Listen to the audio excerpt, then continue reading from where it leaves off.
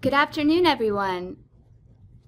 My name is Dallas Nevins, and I want to thank you for participating in this month's webinar. We have a great topic today and a wonderful presenter who is very comfortable and familiar with the topic, which is removing the fear of feedback using 360s as a talent development tool. Before we get started, I wanted to let you all know that due to the large number of participants, we have muted the phone lines. But if you do have questions, please type them into the Q&A box, and we will answer as many as we can at the end of the webinar. If for some reason we don't get to your question, please feel free to email us after the webinar is finished today. You can email us at info@talentquest.com, and Dr. McVeigh will answer those questions and we'll get back to you. So thank you, everyone, and I will turn the presentation over to Adrianne. Hey everyone, welcome. I'm glad to have you here on the webinar this afternoon. And as Dallas mentioned, today we're going to talk a bit about removing the fear of feedback. 360s can be a very powerful tool for talent development, and there are a few things to consider to make sure you get the most out of it. So hopefully by the end of this webinar, we will have accomplished a few things. One, you'll have a good understanding of what are some of the reasons that people are afraid of 360s or of feedback in general. We'll cover some of the basics just to make sure everyone's on the same page in terms of really what is a 360 and what are some of the reasons that individuals or organizations do them.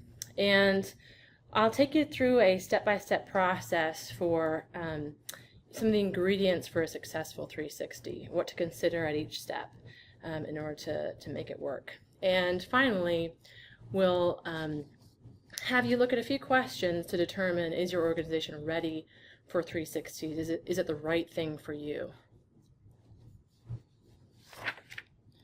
So here's a little comic strip to start off the webinar.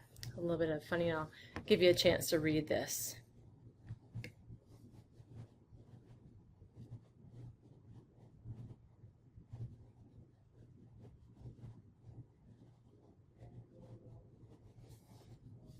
So as with most things that are funny, there's a little bit of truth to everything that's humorous.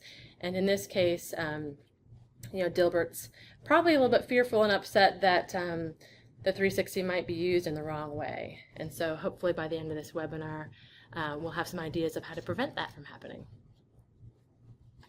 So why are people afraid of 360s, of feedback? I think sometimes people are just simply afraid that the feedback will be bad. That it might highlight the things that they're not so good at.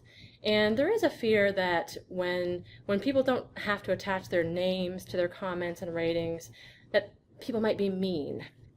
Many are scared just to find out, what do people really think of me? They're afraid that they're going to be shocked or taken off guard. And there's sort of a psychology of fear. People tend to, when they're afraid of something, they either they have a fight or flight response. So when it comes to 360 feedback, the fight response can be defensiveness, and the flight response can be either checking out, sort of not really caring, being apathetic about it, or just sort of shutting down, going along with it but not being very engaged. I think the more a culture or an organization supports a feeling of safety, the more clarity there is around confidentiality and what the results are going to be used for, what the purpose is. The more trust there is, and the better the 360 will be, the less fear there will be. So who uses 360s anyway? A lot of companies do. So right now, studies suggest that over 1/3 of U.S. companies use some type of multi-source feedback or 360 feedback. Other studies will claim that the estimate should be closer to 90% of all Fortune 500 firms. So that's a lot of companies and a lot of leading companies who feel like 360s can be a valuable tool if they're done right. So here's a question for you all. Have you used 360 feedback in your organization? I'm just curious to sort of get a sense of who's on the call or the webinar with us today. So take a second to respond to that poll. Yes, we've used it. No, we haven't. Or we are considering using 360s. We'll wait for a few more. Yeah, wait for a few more responses. So it looks like we're getting sort of a large number of you who have used 360s and an equal number that are considering it. So some of you may have some familiarity with 360s or have started looking into them. So hopefully this content will be helpful to you. So let's just start with something simple. What isn't a 360? What doesn't it do? A 360 is not a performance appraisal, and it's not or shouldn't be a tool to determine salary, and it's not an excuse for termination. 360s are not a substitute for managing a poor performer. So if you ever have someone approach you to say, I have this employee and there's such trouble, and you feel like this is a person who is using the 360, to try and manage their employee as opposed to actually doing performance management themselves, then I would recommend not colluding with that director or manager. Look for the need that really exists in the situation and help them address it. It might be, in that case, helping that director, manager, VP create a more feedback-rich culture, providing some more performance management skills in that situation. So these are some areas where people might go wrong, and it's not what a 360 is. What is a 360, though? A 360 is a survey that provides feedback from those who really are in a good position to observe you on a regular basis. It's focused on specific competencies, specific behaviors that are relevant to your work, to your job. And 360s provide an idea of what others' perceptions are of you and your behavior. So sometimes when I'm helping an individual digest their 360 feedback, their report, I've had people say to me, hey, I got comments that I come across as stuck up and cold, but really that's not true. I'm just a shy, quiet person, so they're misunderstanding me. And they sort of argue with me about, people's perceptions aren't true, and I really beg to differ with them on that one. The perceptions that you receive in a 360, the information that you receive, that is the reality of your raters. So if you're not coming across to others as you hope or intend to, it's really your job as an individual to change that. It's not their job to see you differently. But learning how people see you kind of puts the power in your hands to instigate that change and be more purposeful with your impact and the impression that you leave. A few things to keep in mind when it comes to 360s. One is that people can have multiple views of the same thing, and they can all be valid at the same time. So when you look at this picture here, you might see one of two or more things. Some people are going to look at this picture and see an old woman inside profile. Some people are going to look at this and see a young woman from behind. And both of those things are there. They're both a reality, but they're very different views. And I like to warn 360 recipients that there can be plenty of conflicting feedback or opinions in a 360, and that's expected. It's not a reason to discount the feedback. The feedback's coming from people who have different experiences with you, different interactions with you, and I really encourage people to look for the themes and the commonalities that come up in a 360. If there are conflicting perceptions, what does that mean? That's data in and of itself. Finally, the other point here, perceptions are static and humans are dynamic. So even though we might be constantly changing, it can take a while for people's perceptions to catch up to those changes. So I've had situations where I'm giving feedback to someone and they're saying, well, hey, it says here that I'm struggling in this area, but I've been working on that. The past 6 weeks, I've really made a dedicated effort to work on that. And I say, okay, well, that's great. The issue is that you got to keep it up because people may not have realized or had enough interaction with you to realize that you have made some progress. You are a little bit different in that sense. So it really can take a while for perceptions to catch up to behavior. So why do organizations do 360s? These are some of the common reasons. For career development, for succession planning, to really guide a coaching engagement, sort of be able to hone in on what are the key things to focus on in order to get the most bang for your buck, in order to get someone ready for a certain role, in order to address some issues that have been really causing them to be stagnant in their career or causing challenges.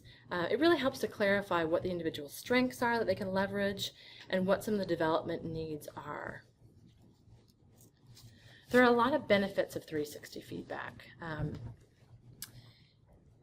They can really help you understand what some of the differences are in perceptions between sort of different rater groups and different people that you interact with.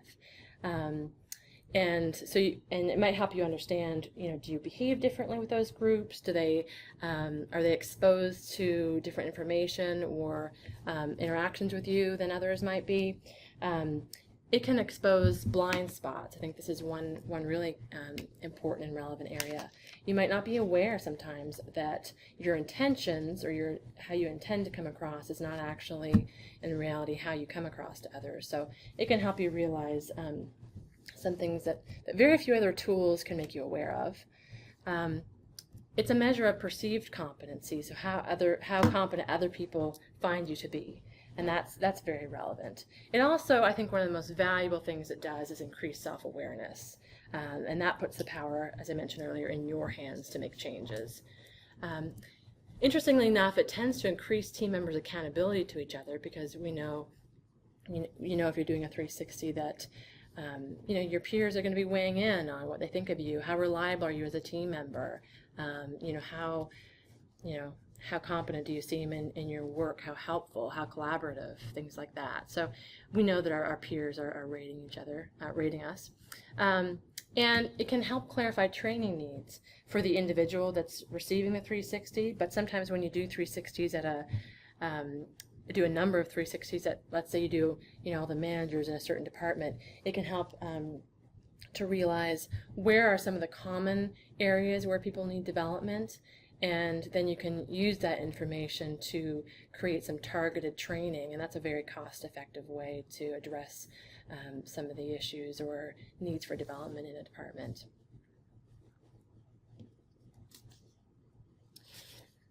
So I think this quote is really powerful. Every human has 4 endowments: self-awareness, conscience, independent will, and creative imagination. These give us the ultimate human freedom, the power to choose, to respond, and to change.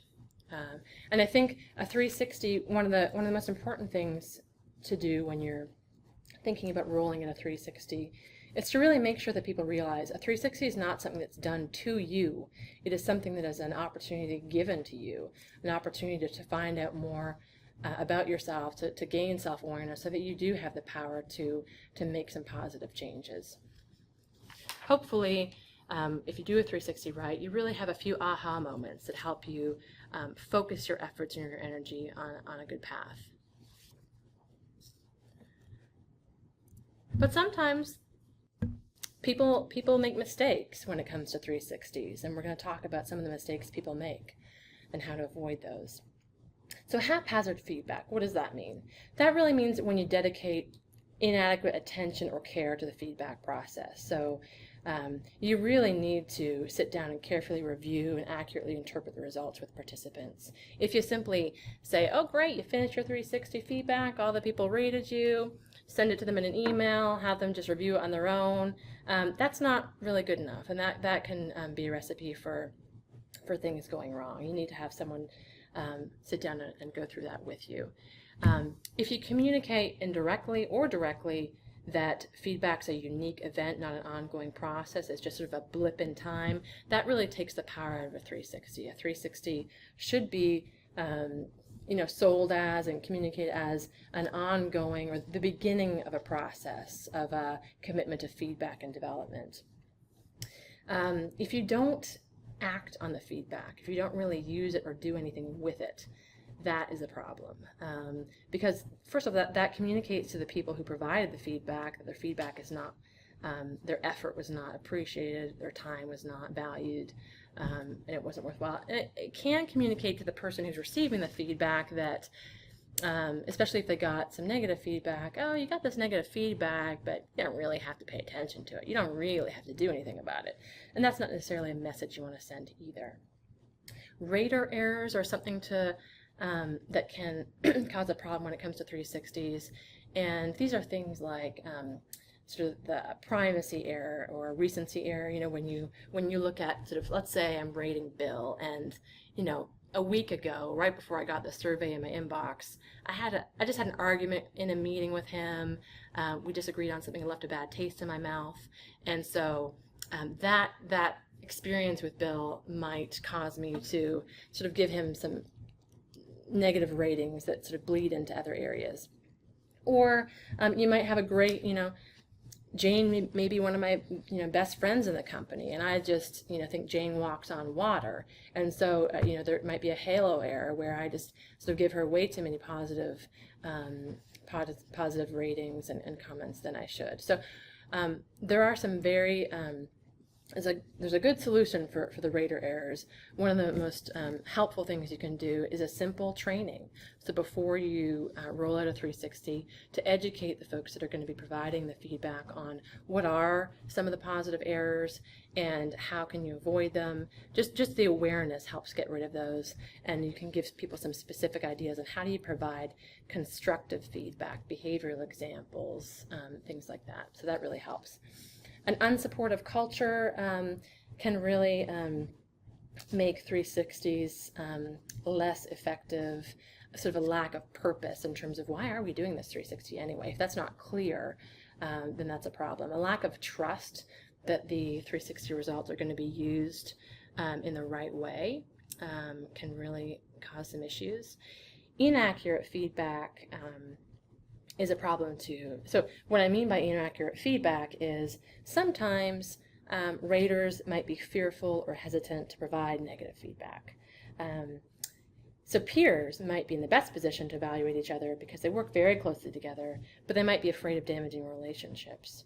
Or, and if there's not a trust that the 360s are going to be used in the right way, someone might say, well, I don't know, I think they're going to be using this to sort of decide who gets what job in the reorganization. And I like my buddy Sarah, so I'm going to give her pretty good ratings. Even though there are some things she could work on, I'm going to give her some good ratings because I don't want to ding her if this is not just going to be developmental. So if there's not trust, you sometimes get inaccurate feedback. Finally, using 360s for evil can be a problem if people use them to scapegoat, blame, single out individuals negatively rather than using them for constructive enhancement. And we'll talk about some ways to get around these potential problems. But first, some good examples to learn from. I've seen 360s where there was a number of negative comments in the comments section, and the HR person who was in charge of the administration saw those comments and removed them. And so that created some problems because the people who provided the ratings somehow got wind that their opinions and thoughts hadn't been conveyed properly, and communicated to them that their opinions weren't important and weren't valued. And I've also seen situations where a 360 was unfortunately timed. It was rolled out right before layoffs happened. And so that timing, even though the 360 really was intended to be developmental, because of the actual timing of the situation, it was hard for people to trust that the 360 and the results of the 360s were not being used in some way to make decisions or determinations about who kept their jobs. Another situation I've seen was where a person was not really involved in picking their raters.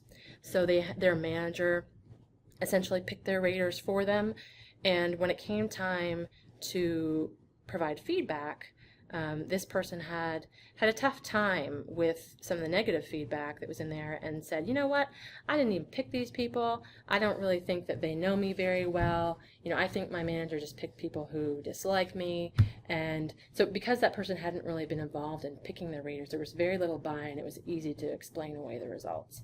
So each of these things can be dealt with, I think, in terms of, in that case, really having a collaborative approach to picking your raters, making sure the timing of the 360 is done so that it's not too near any other major event, performance reviews, reorganizations, layoffs, big job decisions. And when you decide how comments are going to be shown, especially those negative comments, you have to decide, what your plan is and stick to that. Are you going to show them verbatim? Are you going to summarize results and such? So there are, I think, a few keys to success that if we follow them and think about various things at each step, will help the 360 be the powerful tool that it really can be. So here are some of the step-by-step, some things we need to consider. And the steps are the purpose of a 360, the design, the overall design of a 360, the administration, the preparations, the communication about the 360, the feedback stage, and follow-up. And I think if you address all of these properly, you can really remove the fear of feedback and prevent a lot of the errors that I've mentioned. So here's a poll question for you. When it comes to 360s, and you think about all those different steps or phases, what step or phase, when you're thinking about 360s, do you have the most concerns or worries about? Do you worry that things might go off kilter a bit? At what stage are you most concerned? So I'll give you a minute to respond to this poll.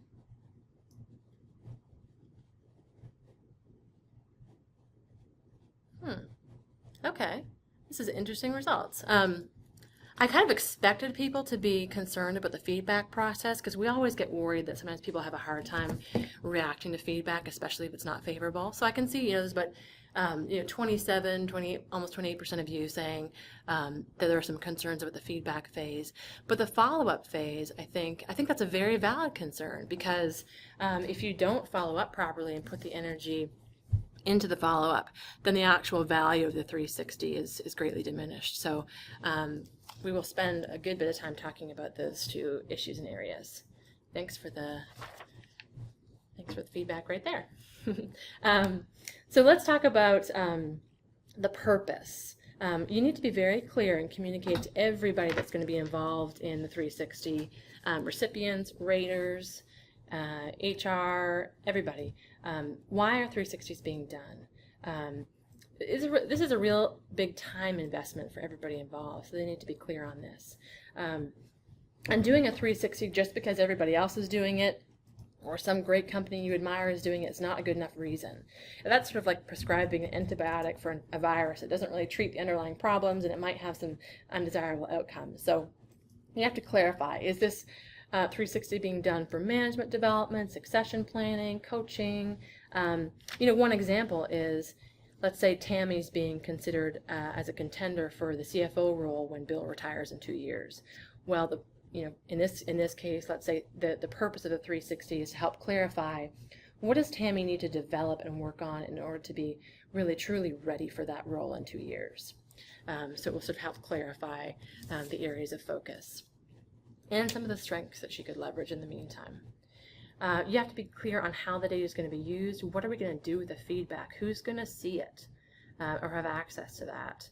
Is the feedback going to address any specific business or strategic needs? What are some of the possible outcomes of this 360 process? In terms of the next step, design, a few things to consider. First off, you have to decide whether you're going to use an off-the-shelf 360 or a custom 360. So the benefit of using an off-the-shelf 360 is that it tends to be more cost-effective and very quick to roll out. It's ready to go. The downside is that, or the pro rather of using a customized 360 is it tends to be, much more relevant to your organizational culture, to the competencies that are important within your organization, and so it tends to have more face validity. It tends to be more accepted by people. It's using the language that people in your company are used to. So it tends to be much more effective. It is a little bit more costly to get it set up, but once you have it ready, it's usually just that upfront cost. Involving stakeholders is another thing you have to consider in terms of design. You have to think about who are they, who the recipient, their manager, potential raters. You have to be clear with those stakeholders on what competencies are being assessed and how. You want to also, in terms of stakeholders, get some senior management commitment to this process. And one of the ways that you can do that is have them set the tone by going first. So let's say 360s are going to be rolled out in an organization. You might ask the leaders in various departments to be the guinea pigs, and you go first and sort of demonstrate your willingness to be open to feedback and sort of model the 360 process for people. Finally, in terms of choosing raters, you have to be establish how our rater is going to be chosen. Are you going to let the manager choose them? As I mentioned before, that might not be the best idea. Are you going to let the individual choose them and go from there? One of the things I recommend that's sort of a happy medium is to allow the individual to choose their raters and then have a manager or HR look them over, approve them. If there seems to be anybody missing or some other people that might have some valuable feedback for this person, you can add those folks. That tends to reduce the likelihood of that person rejecting or dismissing the feedback because they've really had a hand in picking who's giving them the feedback. But you also want to make sure they pick people that know them well and that have a variety of experiences with them, and that might, could be their biggest fan, could be their not their biggest fan. So you want a variety there too. In terms of administration and preparation, communication is really key. Introducing the process is important, how you do that. And you're essentially doing a PR campaign to eradicate any assumptions or misconceptions about a 360. So you have to be very clear. I've mentioned a few times timing is important. You don't want to have it to be too close to other major events, performance appraisals and such. And you want to prepare the raters and participants for the process. What sort of survey are you going to be seeing? How long is it going to take you? How is the feedback going to be used? Give them some education on how to prevent rater errors and provide really helpful feedback. And in terms of confidentiality, you have to be very clear on what is that recipient of the 360 going to see. Are the comments going to be verbatim? Are they going to be summarized? Typically, a manager's comments are standalone. You see those individually, singled out, and the peers, direct reports, external, or customers, they're averaged together, typically, except for the individual comments, which are verbatim most times. So you have to be very, very clear on that, and you also have to be clear on who's going to get access to that 360 report. So feedback, a number of you said that feedback was the area that gives you the most pause or the most concern. I think digesting feedback, for anybody, digesting feedback on your own performance can be challenging. Even if a lot of the comments are positive, we tend to go to some of the negative comments and worry about those. But to be truly effective, I would say that the 360 process needs to involve a face-to-face debrief with that individual. And you have a choice, that last bullet there, of using a coach or sort of an external consultant to do that who has specific training, or to maybe use someone internally who's gone through some training on how to provide 360 feedback. And that person can really help draw out the highlights, the lowlights of the report, shape the conversation, challenge those biases, help the person really understand and focus on improvement efforts. I think also when you have a specific feedback meeting planned, it tends to make the individual receiving the feedback more accountable because they know they're going to be participating in a discussion. They're a little bit more thoughtful about the process that way. And when I'm sort of the consultant or coach providing 360 feedback, there's a few things that I like to think about. First of all, I spend some time up front understanding that person, their role in the organization, their team, their challenges, some of the goals they're being held accountable to. So I try to understand the context, because if I spend 10-15 minutes up front understanding that, it really helps me put some of the feedback into perspective for them and be more effective when I'm trying to help them think about what to work on and why. I ask the individual to look for consensus, look for the themes that come up in a 360 report, and sort of pay attention to things that come up multiple times. And keep an open mind. Try not to focus so much on the negative. It's not uncommon for people to do that, but I really feel like if you focus just on the negative, you miss out on half of the value of a 360, because there's certainly ways in which you can better recognize your strengths and leverage them in different ways as a result of a 360. I do encourage people not to play the name game, people don't always listen to me, but that's okay. But you'll find people going through the comment section saying, I know who wrote that, I know who wrote that.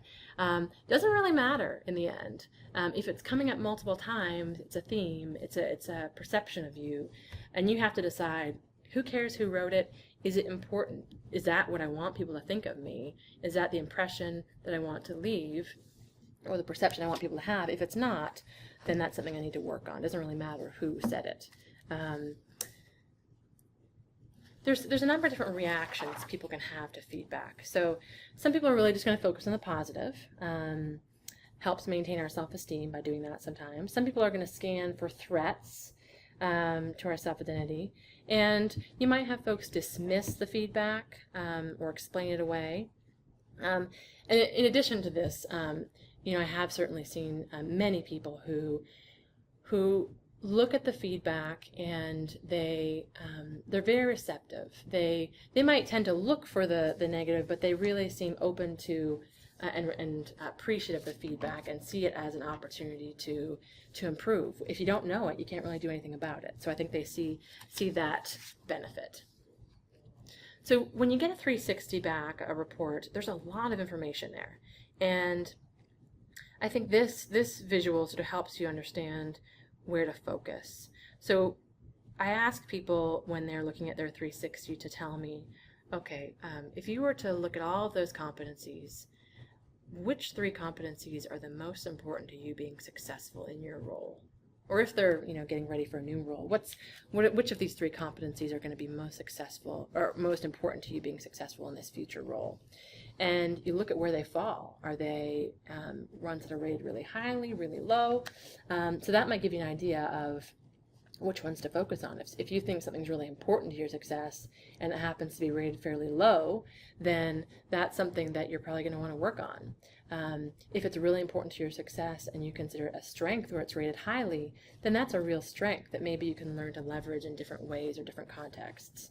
So this top row here is really the critical stuff where you need to focus. And TalentQuest actually has an optional importance rating that can be added to the survey to help clarify what some of your raters feel is important to you being successful in your role. So it gives you almost another viewpoint as well on what's important to focus on.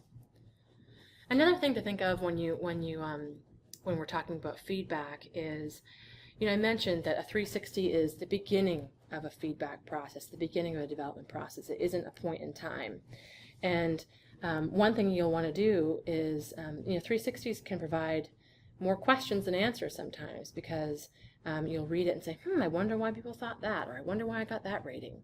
And sometimes the comments will help you understand that, but you might still have additional questions. So I certainly encourage folks to try and learn a little bit more and to gain additional feedback after the 360 has been reviewed.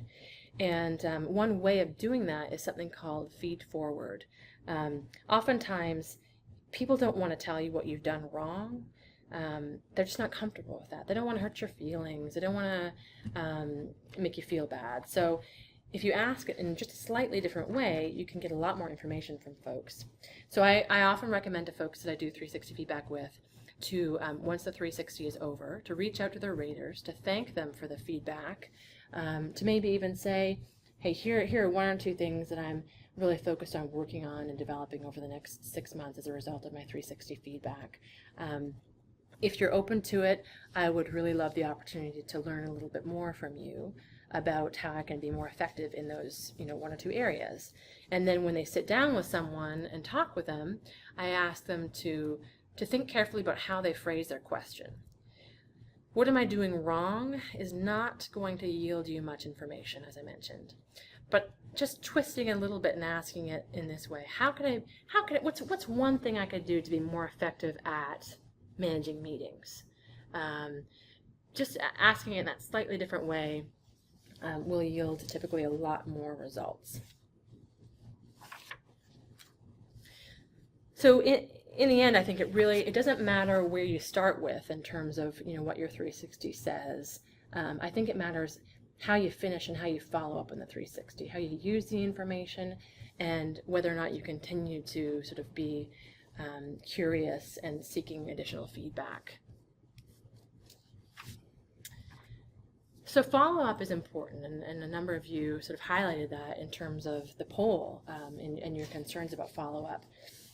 I think 360s need to be a process and not an event, and the follow-up is one of the most critical parts of that process. And sometimes companies spend all their money on just executing the 360 itself. And then when it comes down to it, and we've learned, oh, this person could work on X, Y, and Z, but we don't have any resources for that. That can be a problem because if we don't do anything with the results, then the value is greatly diminished. So some things you can do, and then not all of them require that much money. One thing you can do is really sit down with the individual, have their manager, HR, a mentor, someone sit down with a person and create a very specific individual development plan with, you don't want to pick more than 2 or 3 goals to work on in order to really be able to focus. You want to have some definite timelines. So in the next 6 months, I'm going to work on these 2 or 3 things. You want to have some specific behaviors or action items that go along with each goal. Timelines, what exactly are you going to do? Where are you going to do it? Who are you going to do it with? And you want to have a very clear idea on, for this goal, if I'm successful at achieving this goal, what will that look like? What will be the difference between now and then? So an individual development plan, or IDP, is one thing to do. Coaching can help an individual really focus, can help hold them accountable, can help them sort of develop some new ways of responding to certain situations. That can be really helpful when it comes to follow-up. Specific training for that individual or for a group, mentoring within the organization.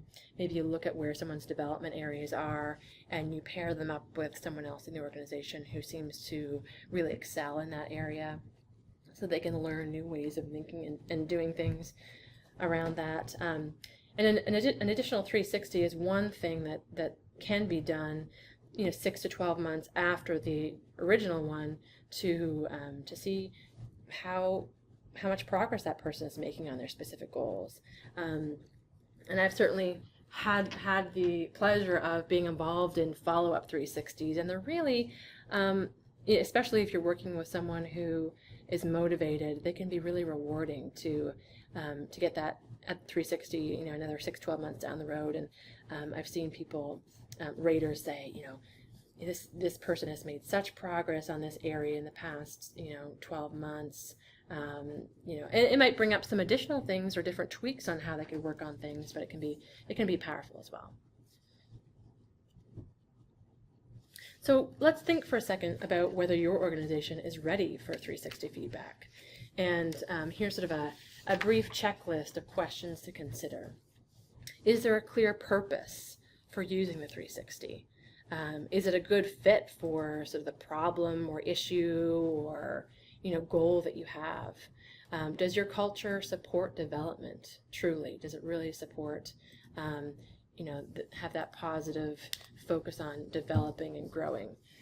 Do employees feel comfortable giving feedback without fear of reprisal, or do we have a Dilbert situation on our hands here, where people are fearful if they give feedback that somehow it's going to come back around to bite them or whatnot? Has your organization had a bad experience with a 360 in the past? If so, maybe there's some things you need to do first before you roll out the 360 in terms of PR campaigns, focus groups, things like that. Does the culture really value feedback as a development tool? Is feedback seen as something that we can use to grow and learn, or is it sort of a tool of punishment? Are the resources available to support a 360, sort of like we talked about a minute ago? If we do this, are we going to have the resources to really follow up on what we learn about? And are recipients going to be held accountable to act on the 360 results? Are there going to be people that have the time to sort of be the administrators in this process and to make sure that they're done, but then people actually do something with the results and have those feedback meetings and such? So those are all really important things to think about when you're trying to decide whether your organization's ready. I think there are a lot of success stories when it comes to 360 feedback. We are all works in progress, and I've given many 360 feedbacks where I've sat down with individuals, and they have just out of the 360 gotten a renewed sense of focus on how they can keep working to be more effective. They sort of renews their energy and motivation in terms of what to work on and how to sort of reach a certain goal. I think sometimes people read their 360 results, and there are so many wonderful comments in there that they really realize how much they're valued and appreciated by their colleagues. And that's powerful in itself. It's powerful for that person's sense of self-worth. It's powerful for their motivation. It's powerful for job retention, job satisfaction. That sort of, the positives make a big difference too. I also think I've seen a lot of aha moments where people realize, oh, so what I was trying to do by behaving that way was X, and it turns out that what's happening is the impact is Y. So they're realizing that there's something's being lost in translation between what they're trying to do and what's actually happening. So that helps them make that realization and correct that. I also have seen many situations where an individual will realize, for example, I've been so focused on results and, meeting these, budget requirements, and we really knocked that out of the park this year. But what my 360 told me was I need to pay more attention to my team, to developing my team. And that's another, really important way that I can be successful. And so it helps sort of shift focus sometimes to different areas. And I have certainly seen people say, as I mentioned before, in follow-up 360s, Bill's a completely different person than he was a year ago. And I've seen so many positive changes. And that can be really rewarding for someone who's put a lot of time and effort and energy into making changes and realizing that perceptions have caught up. So very powerful. So I'm happy to answer any questions that anyone has in terms of the 360 process, how to make the most of it, and how to do it right. So let's see what questions we have here. So I have a question from someone asking, how do you assure anonymity to the raters for small departments and companies? If a department has 3 people, for example, how do you deliver the feedback? So that can be a challenge. There's a few different solutions for that. If it might be a small department, but you have other raters from other departments as well, you may consider setting the roll-up rules so that there's at least 3 people in each category, so that confidentiality is protected. You also could consider doing, in certain situations, a verbal 360, where a consultant, instead of doing the online 360, would find out who the raters should be, the key stakeholders, and then spends time interviewing those folks over the phone or in person, and provides a summary of some of the things that the individual should work on and what some of their strengths are. So that might be a way to sort of gather the feedback in a way that protects anonymity a little bit more closely in a small environment like that. Let's see. We've got some other really good questions here. Can you explain why 360 should not be used for performance evaluations? That is very important. I really strongly recommend that you don't tie 360s to performance evaluations, and there's a few reasons for that. One, when you do that, when 360s are tied to performance evaluations, then they end up being tied to pay, promotions, salary changes, things like that. And you might have one of two things. You could have people, with ulterior motives or, being political, who might sort of use that in a negative way to try and hurt the person. But you also could have, and often more likely, could have the opposite situation where you say, oh gosh, we know this is going to be tied to performance and promotion. So, hey, Sarah, I'll give you some good ratings if you give me some good ratings, okay? So we might realize, that, yeah, Sarah's got some things to work on, but I don't want her to get dinged in terms of her pay raise. So I'm just going to be kind of easy on her. And it makes people much less likely to be fully candid when there are strings attached to a situation and it's not just focused on development. Then it really can influence what people say and why they say it in terms of the feedback. Let's see. Another question we have here. For what levels of leadership is a 360 typically intended? Well, 360s are a very time-intensive process, and there is a cost associated. So typically 360s are used for folks who manage others, so management level and above. Not always the case, but that's most commonly what we see.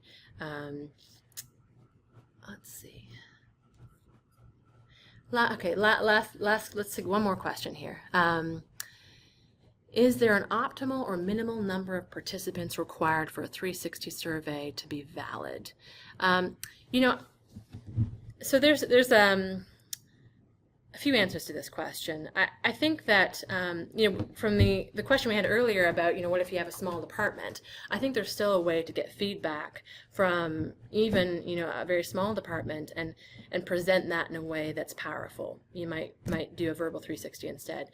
In a typical 360, an online 360, you're looking for, at least 3 to 5 people per category, per rater group. So direct reports, peers, others, and then the manager. So you want at least 3 in each category, a few more if possible. Is there a max level of people per rater group or per 360? I can't give you a hard and fast number on that one, but what I will say is 360 raters need to be people that know the individual fairly well, that have some interaction with that person on a regular basis, that have seen them in action. And so that, if you think about that point in itself, that's going to limit the number of people that are going to be, good raters for a 360. We'll cap it at some point because we only interact with so many people in our job on a given day. That I think should help guide how many people should provide ratings. Okay, one more question. How long should an employee be in place before a 360 should be done? I would recommend typically that the person be in place at least 6 months before a 360 is done, because you need to give that person exposure to their potential raters so they know them in order to be able to rate them fairly. Okay. All right. Well, thank you so much, everybody. I really appreciate your time and attention today. And I'm sorry we weren't able to get to all the questions, but if you really